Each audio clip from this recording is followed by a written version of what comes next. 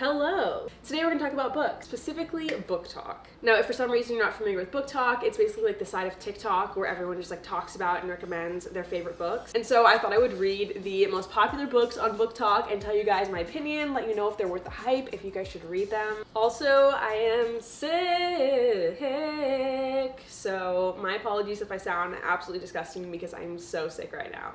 Beach Read was the first book that I just like impulse ordered one night after discovering BookTok, and I literally read it in like 24 hours. And this is the book that got me so excited to get back into reading again. And if you've been on BookTok at all, this is like the most popular BookTok book. The book starts out with her dad just passing away, and she's an author who doesn't have a lot of money, and he leaves her house, so she goes to live in his house. And it's in this little beach town, which I'm sure is how the book gets its title, Beach Read. And her next door neighbor is this guy named Gus, and it turns out he is also an author, and they are rivals from college. And so it's an enemies to lovers book, and they're both in creative ruts, so they strike a deal to switch genres. January writes romance novels and Gus writes dramas, and so they're gonna switch genres and see who can do the best at writing each other's genre. And okay, I freaking love this book. I'm just gonna go ahead and say it. This is one of my 2 5-star reads out of these 7 books that I read. Number one, I love books about people who love books. So this is literally about 2 authors writing a book. So you not only just like are reading about 2 people who love books, but you also get to hear and see like the process of them writing their book. And then the second thing that I just like absolutely loved about this book is now that I've read 7 books that are almost all contemporary romances, I've started to realize that I love romance books that also have a plot going on outside of the romance plot. I feel like it just makes the characters and the world that they're in so much like stronger and fuller, because you get to know about the characters not just through their romantic relationship with each other, but also with their own personal struggles. And in this book, January's dad just passed away, so she's dealing with his death, but she's like also reconciling with this big secret she learned about her dad. And then Gus also has like a secret that January doesn't find out about him until later in the book. So there's like a lot going on outside of just romance, and I really surprisingly like loved that about this book. So yeah, this book, it's gonna make you want to cry, it's gonna make you blush, it's gonna make you giggle because you're so freaking excited, just all at the same time. And I think that's why it's like the most hyped book on TikTok. Which, after I finished Beach Read, the next day I immediately ordered this book on Amazon, 2-day shipping, because I was like, I need to read more Emily Henry, which is People We Meet on Vacation. And People We Meet on Vacation is about Poppy, and she's a travel journalist that lives in New York City, and then every single summer, her and her best friend Alex take a trip together, and they're like very different people. Poppy, super wild, like spunky, and then Alex is like quieter, more reserved. He lives in their hometown where they grew up, but they're still best friends and they work so well together. Until something happened last summer that caused them to completely stop talking, and you don't know what it is until the end of the book. But Poppy wants to try and make amends, so she suggests that they go on one more summer trip together to see if they can reconcile their friendship. It's so cute. It's of course friends to lovers, and I really love that you get to see not just the present day of them trying to mend their friendship, but also them flashing back, because you really get to see like the characters kind of like grow up individually but also together within their friendship. What I really liked about this book is that the characters are so different, and I think that's kind of like a big reason why they never became more than friends throughout their life being friends. And so that's a big theme throughout. I just thought that was like heartbreakingly realistic, and I loved that plot point because it like wasn't cheesy at all. It made perfect sense as to why they never became more than friends earlier. My only critique with this book is that towards the end of the book you find out why they stopped being friends a summer ago and why they're trying to now like reconcile their friendship, and I didn't think the reason that they stopped being friends was that surprising or like that crazy, and I thought it was going to be like a crazy plot twist. So I'm gonna give this book 4.5 stars. I read it in like 36 hours. I freaking loved it. I love Emily Henry, but I just was expecting like a big plot twist at the end, and that wasn't there. We Were Liars. So I didn't realize before getting this book that a lot of people have really mixed opinions on this book, myself included. Yeah, I just like don't know how to feel about this book. I made a whole read with me video on this book, and I'm kind of glad I did because I didn't know what to do with my emotions while reading this book. So I believe that video is already up if you want to see like my whole in-depth thought process on this book. So We Were Liars is about the Sinclair family, and they're a really wealthy family, and they have a private island that they spend their summers at. And the main character is Cadence. One summer when she's 15, this like terrible accident slash like tragedy occurs to her, and she cannot remember what happened, and nobody will tell her what happened. So she spends her next summer trying to figure out what the heck happened to her. So yeah, honestly, I feel like that is like such an intriguing plot line. So I was so excited when I got this book, and then I read it. Okay, honestly, it's not that bad. But basically, I just like didn't like super bond with this writing style. There just wasn't a lot of like detail and description in this book, and I feel like that just made me not super care about the characters because I just didn't get to know the characters that much. However, the plot twist about what happened to her when she had her accident, my God, it shocked me. Like, I was like absolutely speechless. Like, this was my literal reaction. Okay, I'm sorry, what?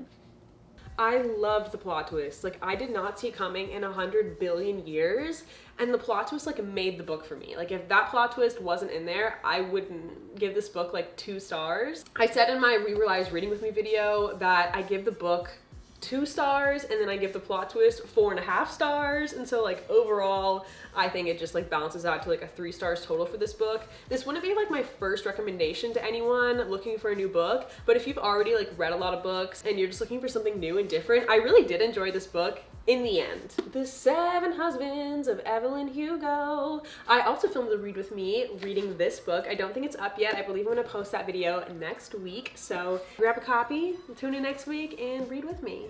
The 7 Husbands of Evelyn Hugo is about a journalist named Monique, and she's kind of like a lower level journalist. And one day her boss tells her that Evelyn Hugo has requested to be interviewed by her, and Monique is super surprised because, like I said, she's a lower level journalist, and Evelyn Hugo is a huge actress from like old Hollywood. And so Monique and her boss are like, what the heck, why does Evelyn Hugo want to talk to you? But Monique ends up going, and she's going to interview Evelyn Hugo, and there is a big secret as to why Evelyn Hugo specifically requested Monique that you find out at the end of the book. But then basically the whole book is Monique interviewing Evelyn Hugo, so it switches back and forth between Monique's perspective in present day interviewing Evelyn, and then Evelyn's perspective in the past retelling her whole life story. And as the title suggests, Evelyn Hugo has had at one point or another 7 husbands. And I really like this book. I'm gonna give this book 4 stars. It wasn't a book that I was like so obsessed with that I could not put down, but I still really, really loved it. The plot of this book actually really surprised me. I thought it was gonna be like a really like fun, like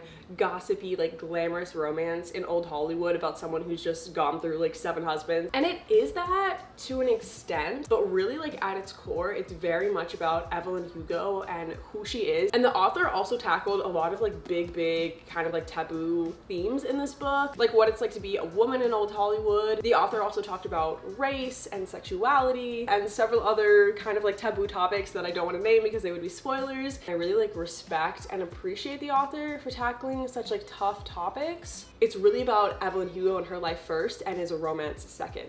Then I read Red, White, and Royal Blue. I don't know what sound just came out of me, but oh my God, I freaking love this book.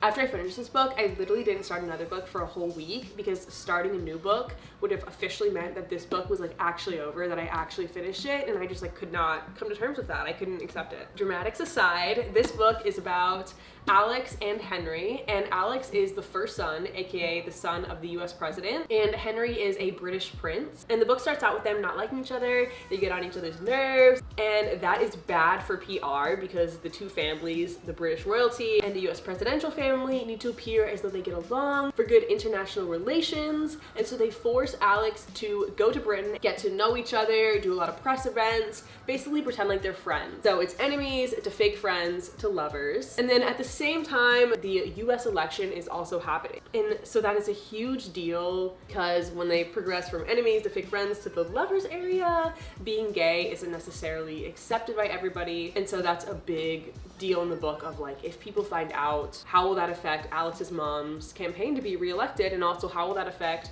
Prince Henry's image and how his family, the royal family, views him. And so yeah, I just freaking loved the characters and their relationship and all of the obstacles that they dealt with and like the weight of what their relationship meant for the world.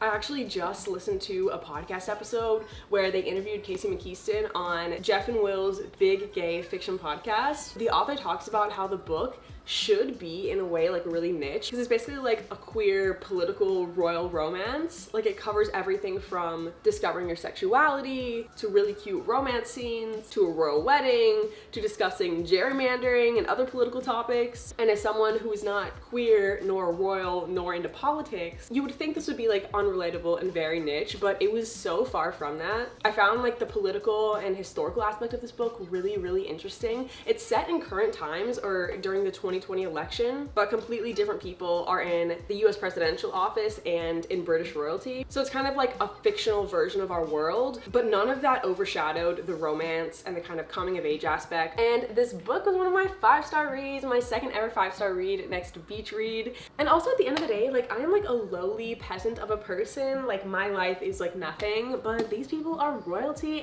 and the son of a president. Like that is so cool. So it was just also like really fun to read about them, like going to a royal wedding, going to like these fancy balls. They live like a cool, lavish life despite all of the uncoolness of pressure and problems that they deal with. And then I read The Hating Game. This copy is from the library, which is why there's this yellow band here. And The Hating Game is about Lucy and Joshua, and they are co-workers slash enemies. They do not like each other. They're secretaries to the co-CEOs at a book publishing company. Lucy is like very like fun, bright, bubbly, and Joshua is like very grumpy, very serious, and they're up for the same promotion at their company. So yeah, this one is also enemies to lovers. I'm realizing a lot of these are enemies to lovers, but it's a trope I really love, and apparently BookTok also loves it. I really like this book. I gave this book 4.5 stars, just like People We Meet on Vacation. It was also a book that I read in like 36 hours. I like absolutely loved the two main characters and their coworker enemy relationship. They play these things called the hating games, where they basically just try and see who can annoy the other one the most at their office. So that whole like plot was like very fun. And I have not read a romance book that is set at the office, so I don't know, I just really like that element of it. There's also a plot twist at the end. Well, I don't know if you would really consider it a plot twist. It's more of like a reveal from one of the characters that I did not see coming in a million years. It was very freaking adorable. And I love when books surprise me. Also, this is gonna become a movie. Let me just read you the last update from the show's Instagram because I am very confused. Okay, it says The Hating Game was picked up for theatrical release. And it says it's gonna be released this year, but the date is TBD. And it is already mid-September, so that means they have like 3.5 months, of which the movie is supposed to be released at some point in that time. So I'm just like very skeptical that the movie is still coming out, because I can't imagine them having a trailer, an entire promotional period, and then also theater dates within the next 3.5 months. And this was announced mid-July, and they haven't said anything since then. So yeah, I hope this movie is still coming out, because it would make me so sad if something happened and it was no longer coming out. Then next I read The On Honeymooners by Christina Lauren. This book is about Olive Torres, and her twin sister Amy is getting married to this guy named Dane. And at the wedding, they're doing a big seafood buffet, but Olive, I think she's allergic to seafood, so she opts out from eating the dinner at the wedding. And then Dane, the groom, his brother slash his best man Ethan, is like very anti like germs, and so buffets like freak him out, so he also opts out of eating the buffet. So everyone at the wedding eats this seafood buffet except for Olive and Ethan, and every single person at the wedding gets food poisoning. So that's the opening to this book.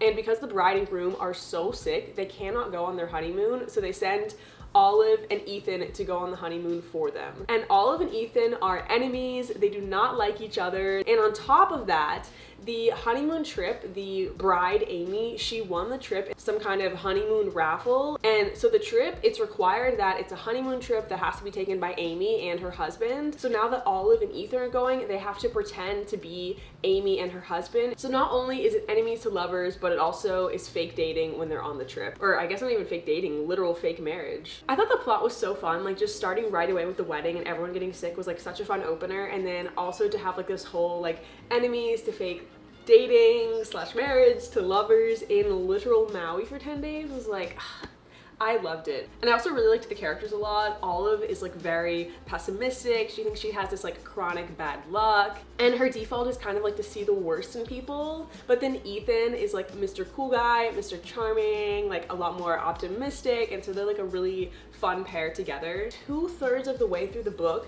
the plot kind of changes. And so I knew this going in, and so I was really worried for that because everyone said they hate that aspect of this book. It's like the enemies to fake dating to lovers for the first first 2/3, and then the last like third is more about this family drama that's going on. But I actually really liked it. You still have like the romance and the relationship aspect going on in the end, so it's not like it's just completely like 360s. But I thought the family drama was like really juicy. Overall, I would give this book 4 stars. I was a big fan. So yeah, thank you so much for watching. Even though I've already read these books, I'm like obsessed and I will talk about them with anybody for an endless amount of time. So I will definitely reply to any of your comments if you have like thoughts on the books, or if you want to like DM me on Instagram with your thoughts. And then I want to do like a giant book haul for October. So please let me know if you have any book recommendations, because I'm about to be buying a ton of books for that book haul video. Anyway, I'm disgustingly sick and I'm going to go sleep now. So, all right.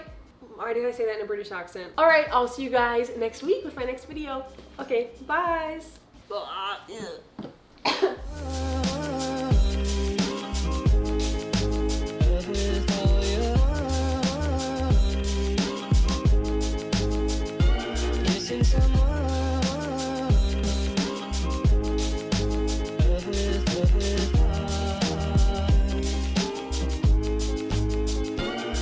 Someone